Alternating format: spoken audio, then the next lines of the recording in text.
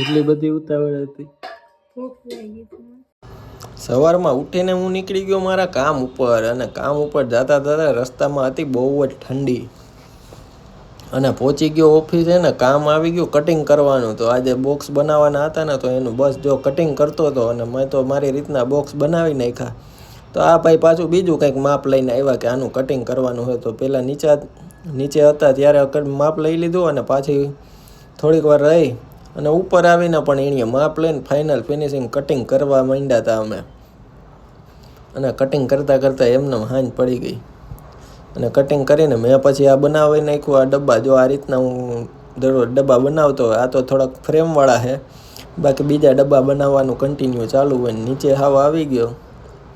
તો અહીંયા જો આ ડબ્બાનું છેલ્લું કામ હાલતું હતું, છેલ્લે ખીલી મારવાનું, એટલે ફિનિશિંગ ફાઇનલ.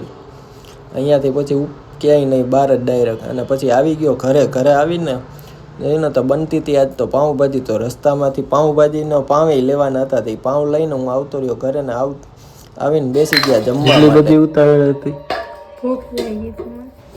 તો પ્રિયાને જમવાની હતી ઉતાવળ, તો એ બધી જમવા બેસી ગઈ હતી. હું પછી જમી લીધું ને આ સાથે અહીંયા વ્લોગ ખતમ.